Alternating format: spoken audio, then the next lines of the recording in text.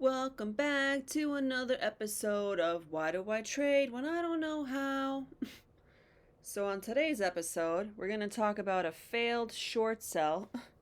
Um, BTTX, it's a top percent gainer. Looking at the daily chart, I said this is a 52-week high. I don't want to touch this.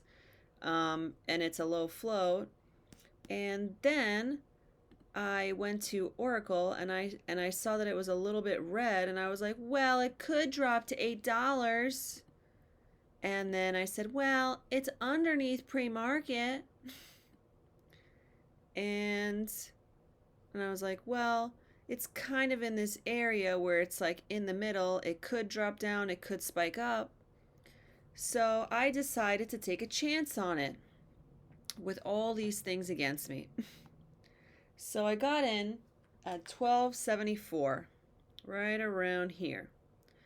And it immediately went against me. It was 1285, 1292, and I was like, you know what? I should really get out of this because this is going against me. Like I could tell immediately this is going against me. My next thought was, well, things go against me, but then they turn around. So what if this works out and I got out at a wrong time just because it's spiking on me?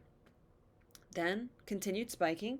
Next thing I know, we are at 1385, but I got out at 1338. 50 shares. I tried it, but it's just not working out for me. And I'm still in Scytha from $5 and fucking $9. So bottom line, I don't know how to trade. And I started studying again, and let me tell you, the study material is so fucking boring.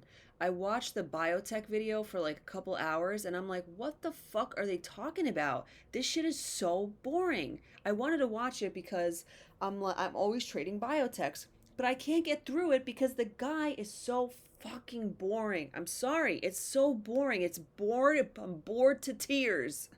So I guess I'll have to learn the hard way. But at least I know the lesson to get out when it's going against me. My risk was going to be 1385, but when it was going against me and spiking up, I was like, nah, you don't need to wait that much. Just get the hell out. And I typed in the numbers at first and like it didn't process me. And then it finally got me out at 1338. I think I tried to get out at 1320. So yes, you're hearing anger in my voice because something that I've been working at, however slow or stupidly, for 5 years, you would think that I would get the hang of it, but no, it's very fucking difficult. Like, I don't know. I gotta go back to the books and study, even though it's boring as fucking hell and I don't get it. And I feel stupid every time I try to study because I'm not learning anything. But I don't know what to tell you. It's another failed trade. At least I'm not exiting here 470. I mean, this would have been a much better sell. I mean, short trade, risking off of this. And I said to myself, what if it bounces back? Don't you want to wait till it bounces back and get a better short position? I was like, no, I want to do it right now. So here it is. And look, it's spiking through that also. So, yeah. This is why, like, when what I did on Scytha was I was like, oh, this looks like a perfect short. But then I don't do it because I'm like, oh, every time I short, it goes long, right? But then on Scytha, it goes down. But then on this one, it spikes up. So I'm just kind of like, fuck this shit. I really am. I might as well just fucking trade Avogachis for the rest of my life because I'm just irritated. Very, very irritated. I'm irritated about other things in my life too. Like, I really want to succeed as I keep hitting these stupid ass walls. So, thank you for listening to my angry rant. I hope you have learned what not to do.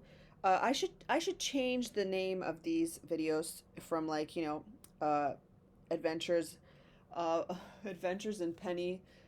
No, what the hell am I doing in adventure in penny stocks to what not to do with your host Liz. What not to do in the stock market with your host Liz. All right, if you've watched this all the way through, leave a comment BTTX. Okay, bye. Have a good day.